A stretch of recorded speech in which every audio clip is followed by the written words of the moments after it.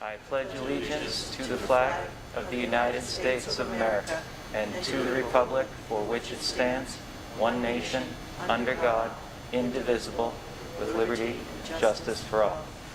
Please be seated. This is the October 5th meeting of the Clinton Public Schools School Committee. This meeting is being held both in person and remotely in accordance with the Governor of Massachusetts' March 12, 2020 order suspending certain provisions of the Open Meeting Law, General Law, Section 20, remote meeting via Google Meet technology. Can we have a motion to approve the bills? So moved. Second. Motion having been made and seconded. Any discussion? There being none, all those in favor? Unanimous, thank you. Can we have a motion to accept the minutes from September 21st, 2020? So moved. I'll second. Motion having been made and seconded. Is there any discussion on the minutes from the 21st of September? There being none, all those in favor? Unanimous, thank you. Under comments, questions, and requests, do we have anything? I would like to read a letter that was submitted to the item, unless there are any objections. There being none. This was in the opinion section of September 25th. We did it.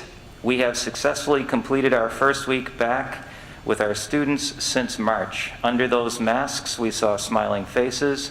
Our halls came to life again. Our classrooms, although properly socially distanced, were repopulated with students ready and eager to learn. As educators, we have been anticipating this event all summer. At times, we were unsure this day would ever come to fruition. None of this, not 1 second, would have been possible without a collaborative, cooperative effort from the entire town of Clinton. Thank you to the many stakeholders. We, the educators in the Clinton Public Schools, feel extremely blessed to have worked and collaborated with an administrative team as dedicated as the one we have. Thank you to the tireless effort of our superintendent, assistant superintendent, principals, assistant principals, technology team, secretaries, food service staff, and custodial staff who spent countless hours this summer to ensure our students had the opportunity to come back to school and learn in person. For their time, commitment, and dedication to this community and its children, we are eternally grateful. We, the teachers, are blessed to work in a community that rallies together in times of crisis, and together we build the future, one child at a time. Robin Quist, President, Clinton Teachers Association. Very nice. Please extend our thanks to all those involved in allowing us to get our schools open and get our students back to their work.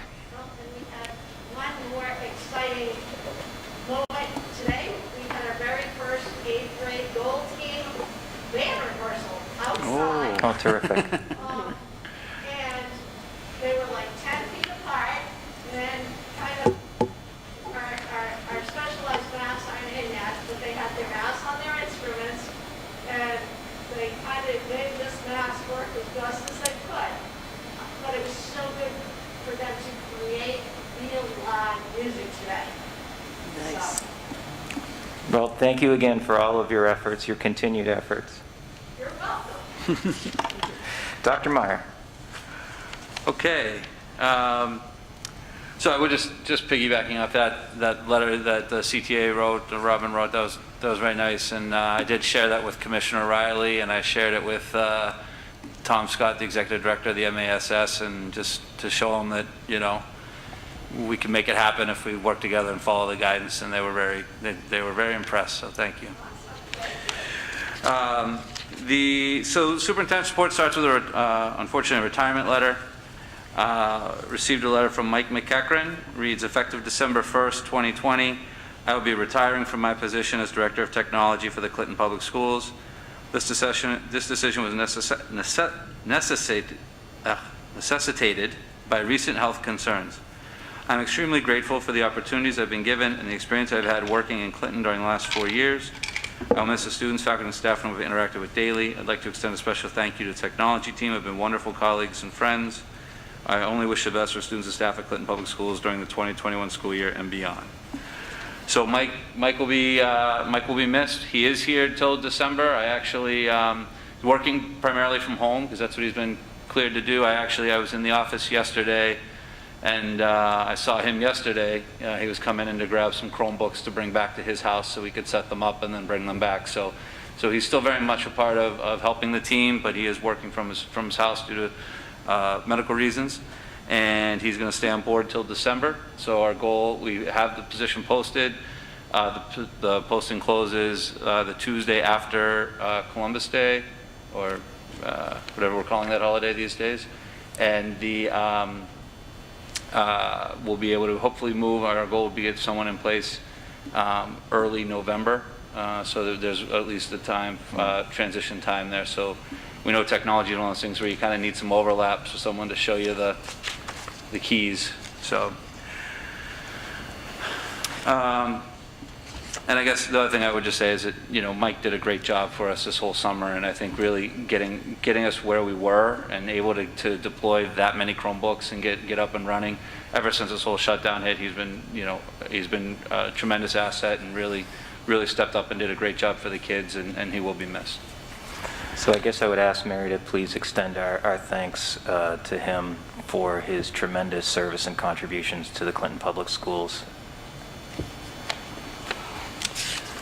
So next thing, I just have a one-pager in here. I just want to give you a quick financial update. This isn't a detailed report. We will give you a detailed first quarter report on next meeting, October 19th. Just real quick, the FY19 end-of-year report. Glenn, Mr. Frotto, the new business manager, has been reviewing working on the FY20 report, reviewed the FY19 report, reviewed the FY18 report. There were a couple discrepancies that we noticed. One of them was that we needed to recode basically $1.8 million from special education tuition to vocational tuition. That's essentially the tuition we paid to Assabet. And that was actually in the FY19 end of year report. It was erroneously filed as special ed tuition, which does come into play because there are certain federal grants and things where you have to keep a maintenance of effort in special education spending. So we have filed an amendment to recode that.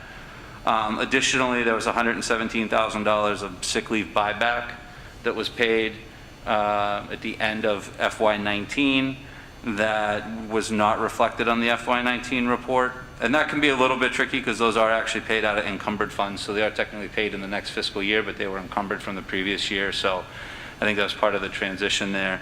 But I think we have corrected those. Mr.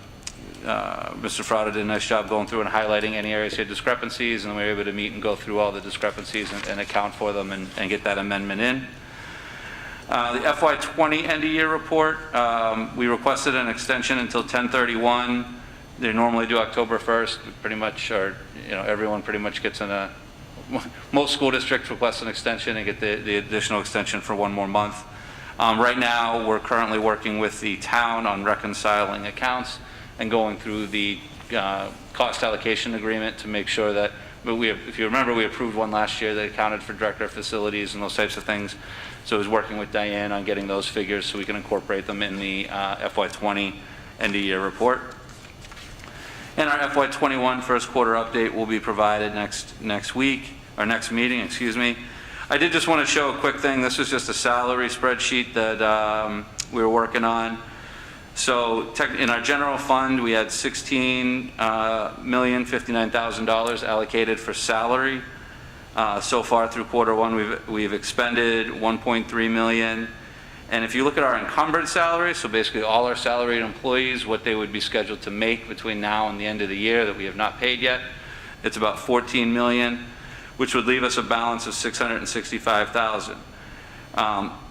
But that's all salary. That's not salary for teachers. That's not just like regular salary. That's stipends, that's subs, that's everything. So if you look at that right-hand column, it says unencumbered amount. So there's some stipends, subs, sick leave buyback, salary assistance, and the total. So our total unencumbered but potential liabilities there is 547.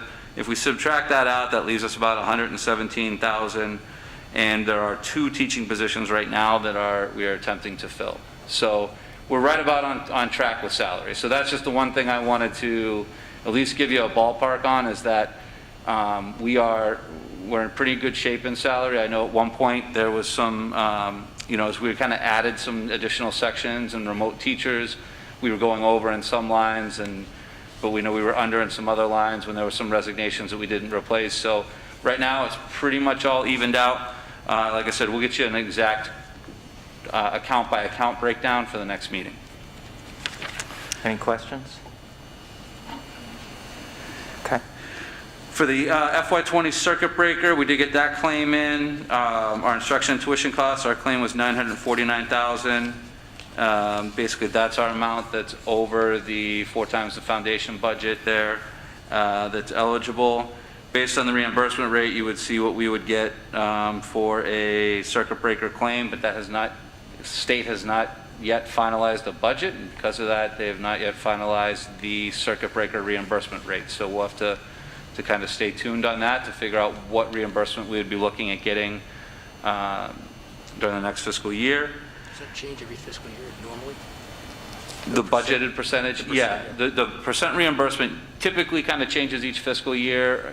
Normally what ends up happening is the budget will, the state will appropriate so much money towards that line, and then they'll look at the claims, and then that'll kind of determine it. But when they go into it, they say, hey, we want to fund it at 70%.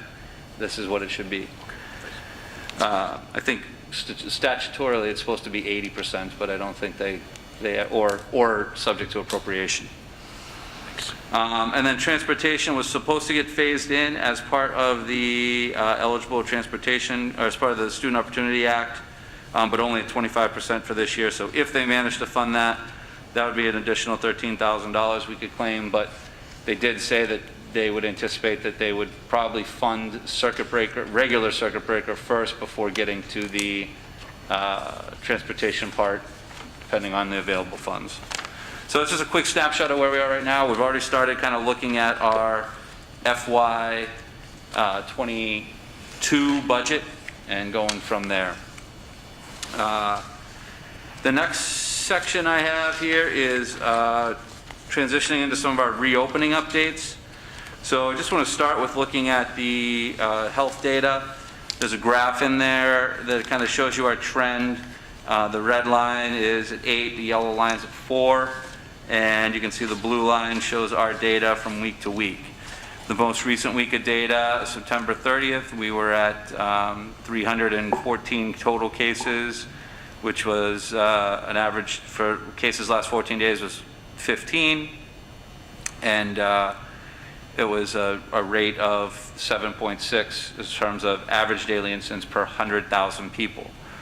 Now, I believe when I checked this afternoon, our Clinton data was still only at like 316 or 318, so it looks like we did have a good week. So we're hoping that number will continue to, or hoping that number will continue to stay in the red, hopefully trending, or yellow, trending downward. But we are watching that. We did have a safety committee meeting last week to kind of talk about that and reiterate the fact that the state has continued to say that it's 3 weeks in the red before you really change models. There's some other things you might look at. We might combine the red in terms of that average daily per 100,000. You also got to look at your positivity rate, your positive testing rate. That's a second data point. Also go to talk to the Board of Health and figure out into those cases. I mean, not all red is created equal, and you figure that, an 8 or an 8.2 is going to be a lot better than a, 12 or something like that. So we've got to make sure that we're not reaching a community spread situation, so we'd be in touch with the Board of Health if that were to happen. I think as of right now, we scheduled our next meeting for October 15th, I believe, was the next safety committee meeting that we scheduled, so that we have one on the books. I think we did 3 weeks from the last one, because we figured that we wouldn't necessarily have to change unless there was an emergency situation for 3 weeks. So after that graph, which is a summary, I just put in the original pages from the state's report from September 30th, in case you wanted to see the raw data there. In terms of the Board of Health communication and tracking, I think now that we're back every day, we've come a long way in terms of how we communicate that information. We do typically get the addresses from the Board of Health, and then we're able to kind of cross-reference those addresses to see if they're in our student information system database, so that we can try to have a heads up if we think that there may be any students involved in those cases. So I think we've done a nice job of trying to open up those lines of communication with the Board of Health in terms of making sure that we're all on the same page. The next agenda item I had in was a learning model beyond 10/22/20. So if you recall, when we took our original vote, what we talked about was opening in a hybrid model, and I think we put 10/22 as the time that we were committing to that model, and we said that we would review that at the October 5th meeting. So, basically, we need to figure out what we want to do beyond October 22nd, because we need to start giving parents sort of a heads up. My recommendation right now is that we continue with the current hybrid model, at least plan on keeping that model through Thanksgiving. If you look in here, there is the page after the data has our re-enrollment opening, our enrollment data, and you can see some of the changes. So what you can see here is so it ended up, after everything was all said and done, about 18% of our students ended up in a full remote situation. We had thought it was going to be 20. When it first started, it was a little higher. It was almost up to 21 or 22. Now that the kind of dust has settled and some people, were able to tour the schools and come in for meetings, we're down to at 18% at full remote. We have 257 students, which represents 14% of our student body, who what we call in person. Basically, they come both weeks. That would fall into that high needs category. And then we have about 33% of our population in the green cohort, 35% in the gold cohort. And then the total cohort percentage is basically just the green plus the in-person. So you can see on any given day, if it's a green week, we have about 47% of the student body here. And if it's a gold week, we have about 49%. So our goal moving forward, what I would recommend is we continue moving forward with the hybrid model through Thanksgiving. But our goal in this next phase is going to be to start looking at data to see if there are students that more students that we may be able to offer in-person learning to, basically so that 257 in person, if we can try to expand upon that number a little bit. It's a little bit difficult. There's certain grades and cohorts that's easier to add a few more bodies than others. But I think we want to make those decisions looking at data. There are some guidelines that have been recently released from the state, particularly around special education students and the potential need for compensatory services based on the spring.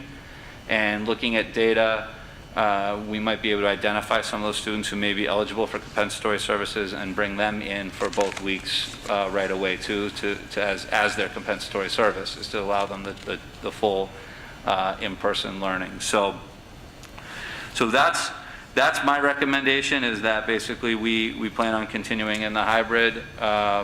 And I think now that, I kind of would think of this as sort of phase 2 of the hybrid, coming from, October 25th through November 25th, or whatever that is, exactly right before Thanksgiving. And that during that phase, we would be looking to try to expand and see if we can bring in some more students if possible. And it would be based on data. So would someone like to make a motion to continue the hybrid model insofar as the data allows us to continue to support it through Thanksgiving, your recommendation is? I think right now, yeah, and then we can revisit in a couple weeks, early in November, Sure. and we'll talk about where we go from there. I'll make that motion. Mrs. Goodsell with the motion. Is there a second? I'll second.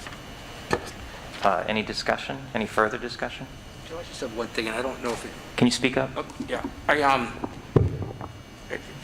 when parents have a question on whether it's, or a suggestion with who should they contact?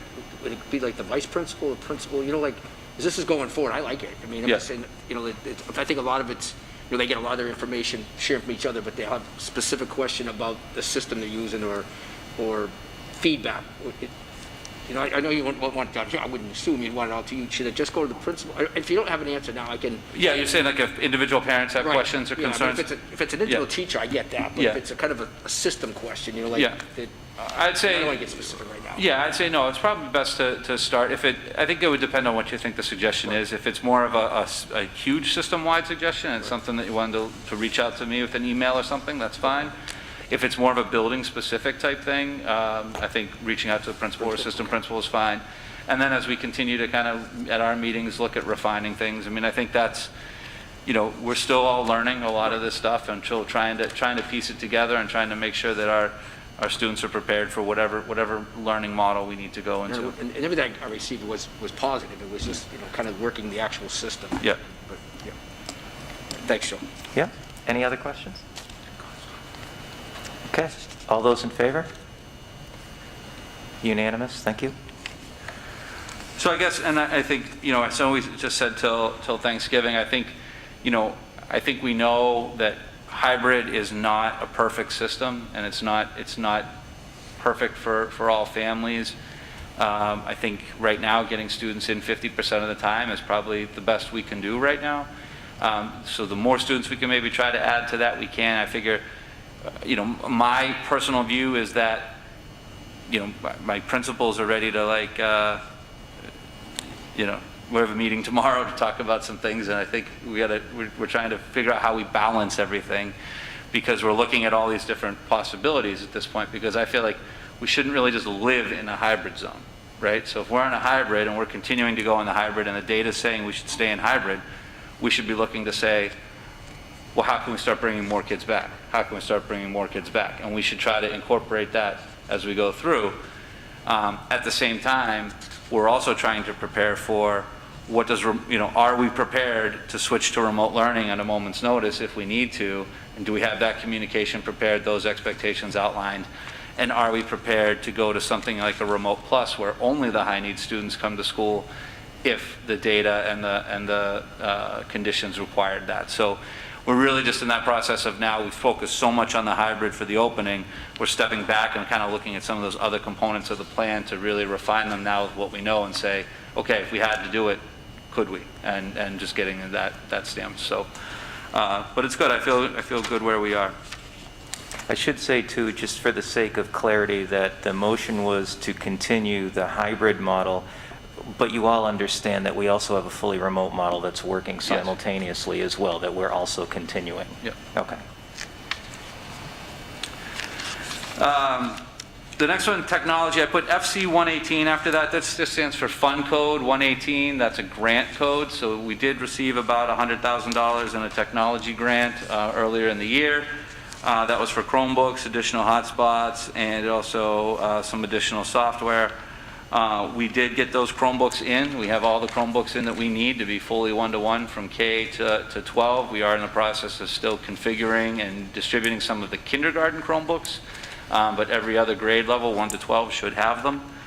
Hotspots, we do have the additional hotspots in. The same thing, we're in the process of, I think we got 55 new hotspots. We're in the process of setting those up so we can start deploying those.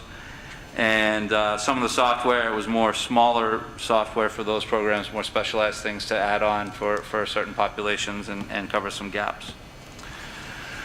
The Clinton Middle School Viral Transmission Risk Assessment and Mitigation Strategies. So this was that report that was done where we talked about having the firm that was recommended identified by the state as one of the firms that could do the study.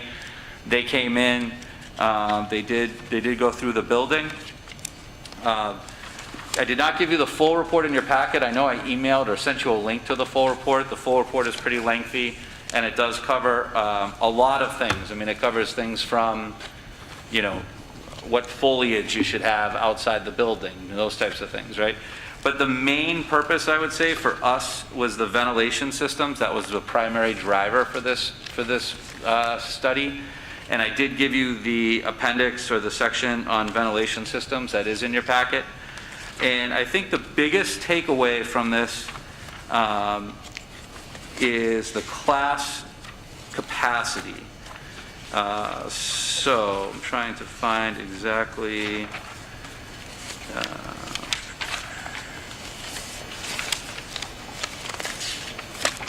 Trying to find the exact page for you where they outlined this recommendation, or this it should be.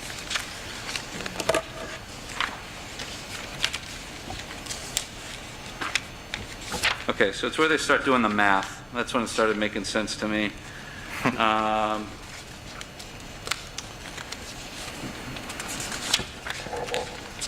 So on page 17, under analysis and recommendations, it talks about the classroom ventilation system. So basically the big question, what came up was, we had a statement from our engineering firm, or our HVAC firm, that said that all of our systems were operational as built, right? So then the question was, well, they were built in 1974 or whatever, so what does that mean for today? So what they have done here was basically they've said the outside design flow for that building is 345 cubic feet per minute. The original size of that building, 900 square feet, would be designed for 35 people, which would give you, would give you 32 people, excuse me, based on the way that they do their calculations of per person, which means you would need 430 cubic feet per minute. So basically, we know we have 345 cubic feet per minute. So based on the requirements under code, what is the max capacity we could put in a classroom? Right now it says, if actual occupancy density is assumed, 345 cubic feet per minute of outside air meets the minimum ventilation requirements for up to 23 people.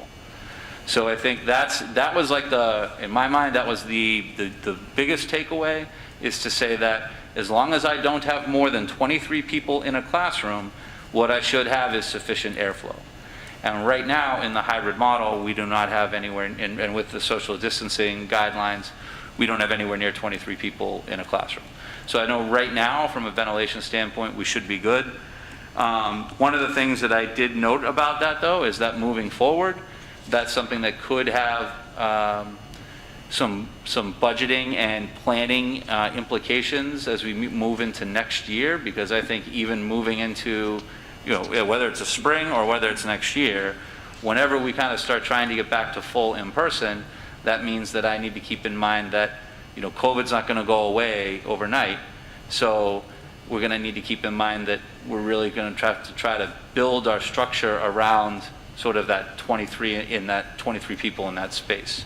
At least I think in the near future, which should be manageable. It's just sometimes in the middle school you do have sections that are a little higher. And right now, in particular in the 7th and 8th grade, they definitely have sections that are higher than 23 people, because the way they condense their schedule to teach remote sections.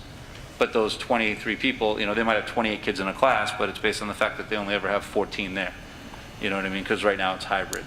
So if we were going to bring everybody back, we would have to make some adjustments off of that, but then that would have to figure into, if we're bringing everybody back at that point, what's the status of the full-time remote learners, and how do we handle that? So I think that was the biggest takeaway.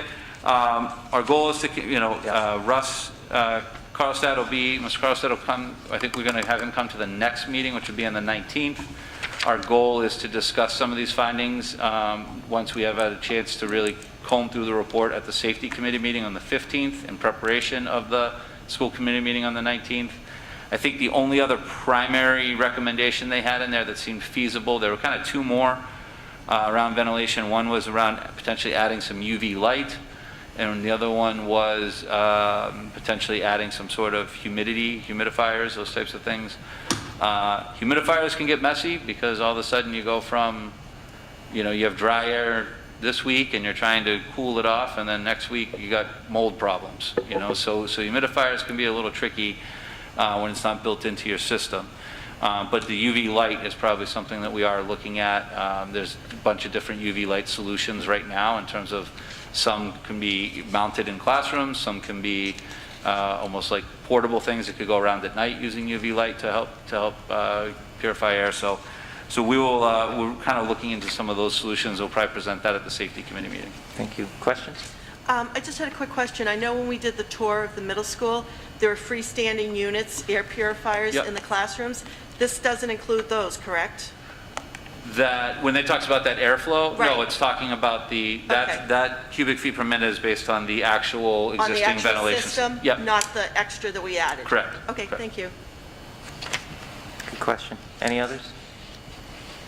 Thank you. All right, so, athletics.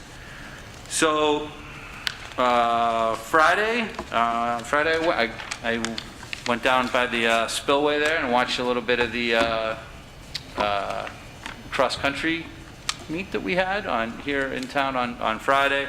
I think the boys beat air, and I think the girls did not come out on the winning side, but that's okay. It was nice just to it was nice to host an athletic competition. So Friday we had some athletics. I know today, I believe field hockey traveled away. At least one of our field hockey teams, I think they won 4-3 at St. Bernard's. I think I saw that. So, but the question about athletics is just letting people know what would happen, what happens if we go in the red, those types of things. And the MIA has provided some guidance. The league is trying to provide some guidance that they're trying to follow the DESE's same model, so that it's actually 3 weeks in the red before you have to panic. Originally there was some guidance that said if you go in the red, you might have to suspend your competitions against other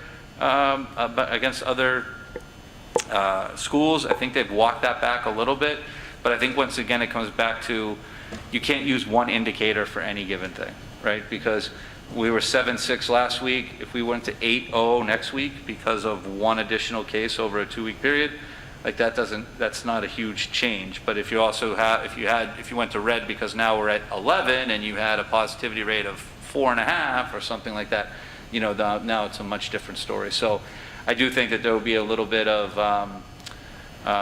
discretion with the Board of Health and trying to figure out what the cause of switching to red is. But we're going to continue to just follow. I was talking to Mr. Smith today, our athletic director, and we're just going to kind of follow the guidance from the league and the MIA. I mean, they're staying on top of it. I know there's some things like fans. They built their whole plan saying you could have 50 fans, I think, and then the last week the governor said you can have 100 people at an outdoor event. They're still doing, I think they're doing 50 fans this week, and they're doing, I think it's 50, or maybe they went to 100, but they're still doing home fans only, I think, at this point, which was the plan originally to avoid more out-of-town travel. So, but Mr. Smith was calling me from basically the AD meeting to kind of update me on certain things. So I think that he's on top of it, and I think my general guidance to him is, I think we just want to follow what the league recommendation is and just keep us informed so we know how to help support them. Any questions on athletics? Nope. Thank you. So the last part is there's a new school committee calendar in here, and talked about the tri-council date and format. So normally we were originally tentatively scheduled to have a tri-council meeting for today. Typically the fall tri-council meeting we review MCAS data, which we don't really have any. And also it's just the logistics of trying to run a tri-council. I think it's probably a little too many people to try to have a working meeting and sharing a meal and those type of things we associate with the traditional tri-council. So I'm recommending that we actually just cancel the fall tri-council meeting. And then there's a new school committee calendar in your packet. If you notice, there's some changes immediately in November. So originally, our meetings in November were, I think, on the 9th and the 23rd, and we tried moving those up to the 2nd and the 16th. So I don't know if that impacts anybody, but what I tried to do is essentially kind of what we did over the summer. I'm trying to keep us on that every 2 week cycle, just because I think the rate that things could potentially change, especially as we enter the winter, I don't want us to have that 3 week gap and having to call an emergency meeting or anything like that. So just sort of staggered those meetings between now and Christmas. I think it bumped them up like a week. So instead of having a 3 week gap between the 19th and November 9th, because I think there's an extra week and an extra Monday in October this year or something like that, it would end up giving us the 2nd, 16th, and 30th, and then December 14th. So that was a change. And then I just tentatively put in March 8th as a tri-council. Typically, our second meeting would be in January, but I think meeting during the winter with that many people will still probably be kind of optimistic. I figured by March, hopefully, we would be able to have a solution where we could meet and really go over like our version A of the budget and try to make sure that we're keeping people informed of what we want to do for FY22. So Makes sense. this is so I think we would need to approve these changes. Yeah. Can we have a motion to accept the revised school committee calendar, revised October 5th? So moved. I'll second. Motion having been made and seconded, any discussion, questions? There being none, all those in favor? Unanimous? Thank you. The next bullet is just kind of an update on social justice and equity. The first thing is it's the Harvard Graduate School for Education, Leading for Equity and Excellence. So that's the course I'm taking this fall. We're now into like week 4 of that course. And I've found it's a very, very informative course, very self-reflective, and it really helps you realize some of the advantages that maybe you had, growing up that you never really appreciated were advantages, or some of the advantages you've had throughout your life. I included just some of the, some terms in here, and this isn't, this is just a handout from the course that had some of these terms. The point is not to kind of quiz people on the terms or go through it, but what I found powerful is identifying these terms better. I think that by trying to go through and clarify terms, and it's not necessarily on here, but even just the general term, there was a general definition of what racism is. And just that general definition, the working definition that they were using for this class, it's taken from research, what I appreciated about it was it took sort of not derogatory, but like the prejudicial component of racism out, and just kind of acknowledge that we're a society that race has mattered, right? Like race has mattered in terms of whether you could vote. Race has mattered in terms of whether you could own land. Throughout our history, race has mattered. So therefore, there's some level of racism in terms of the privileges that go along with your race. It doesn't necessarily mean that people now are actively being prejudicial against other races. It's how can we try to say, even if we're trying to say now everyone sort of has more of an equal opportunity, we got to understand that not everyone's starting from an equal spot, right? And how do we help support that? So, and I think that learning some of those definitions, to me, it helped us I think it helped our class have better open-minded discussions about things, because it took away that initial, I think a lot of people, especially, especially white people, I mean, you hear the term racist, and I think a lot of times you become defensive, right? And you're trying to say, I'm not racist, or what, it's not saying that that's something that you're trying to actively do. It may very well be the other way, but it's understanding that some of the history of our society, of our country, has been built off some of those things. So it's been a great course. I know that there's a section in between. In a couple weeks, I have to get some background where you kind of do a project with it, so I'm sure that'll involve kind of looking at some policies or structural things within the school. It's supposed to be kind of an application, so I'll keep you informed of that and see what we can do. The next sheet, the one that's white font on black print, is the equity imperative. This is a series it's sponsored by the DESE. It's three sessions. It was October 1st, the 8th, and the 15th. So I'm participating in this professional development, as well as Principal Cermak and Principal Harder. So the three of us are participating in the equity imperative, the anti-racism term. The same thing. It's anti-racism terms and perspectives.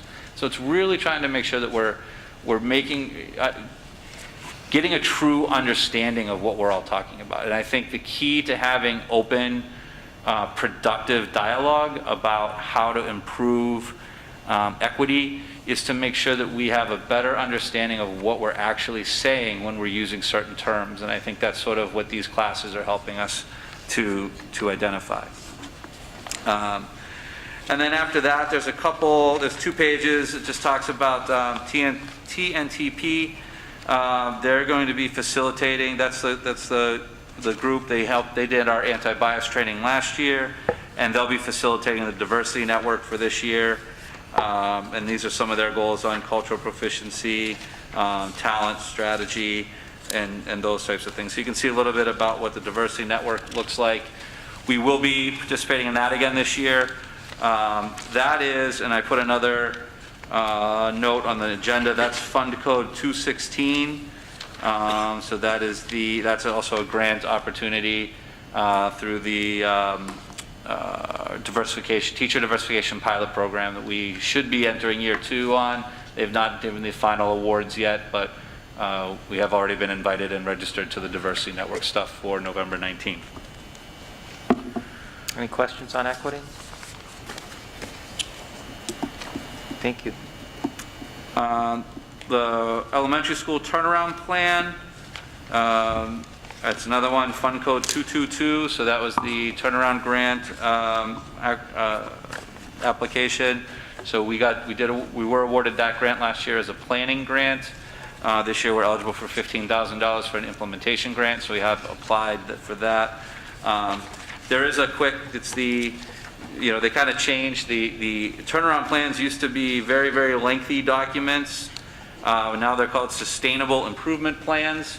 And, they give you a little more flexibility on how you present them. So in your packet, you do have the 6-page or 7-page, I believe, 7-page document that we submitted.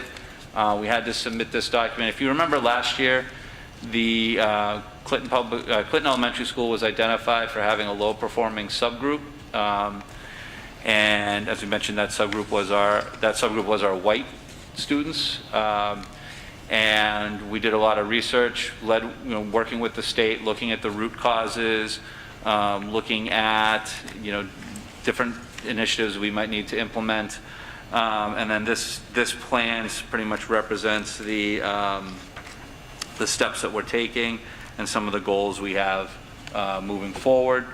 And we tried to dovetail it a lot. I mean, it's a difficult year because it's one of those things where, for all we know, if there was MCAS last year, we could have been off of this list already, but there wasn't MCAS last year. So we're going to look at that as an opportunity with the fact that we're now eligible for another year of grant funding. We'll take that grant funding to try to continue to implement this plan. And hopefully we'll see some significant results this spring if we're able to get the MCAS testing this spring. I think the last update I have is just a human resource update. We did do a couple more finalist interviews. We spent last week mostly checking references on some finalists. So Mike and I will be collaborating shortly just to kind of compare our final notes and hopefully be making an offer this week. That's our goal. Checking references always seems like one of those things that you're just going to sit down and do in an hour, and then when no one answers their phone, you got to sit and play phone tag for 3 days. So we're trying to just get that done, and then hopefully we can move forward as soon as we can. Great. Good luck with it. I believe that's all I have. I believe that is. So I know that curriculum and policies and procedures did not meet. What say you to the others? Safety committee, did you guys? No, we have. Safety did meet, yeah. I talked about it a little bit already, though. Right, Yeah. but The 15th or 14th? October 15th, I think, is It's our the next next one, meeting. yeah. It's a Thursday. Should be a Thursday. marketing? We have not met. Okay. It says September newsletter there. We do have the October newsletter getting ready to come out. The principals have been getting me some articles from their reopening that we'll be compiling tomorrow. We got an update from the athletic director, those types of things. We'll be putting that together and hopefully getting that out. Our target is to try to get it out by the end of this week for the holiday weekend. Okay. And facilities? No? No. Okay. And I understand that we have an update on the MOAs, is that correct? Yeah, I'll just walk you through it real quick. I think we're really, really close on the MOAs. I just have not been able to get a final confirmation from the union. So just so you know the process, we did have kind of that executive session at the last meeting to discuss strategy. I was able to get a proposal off to the unions. I think it was like Thursday after the last meeting, or maybe Wednesday. I think they reviewed it on Friday. At least one of the unions reviewed it on Friday. Came back with a list of concerns and changes.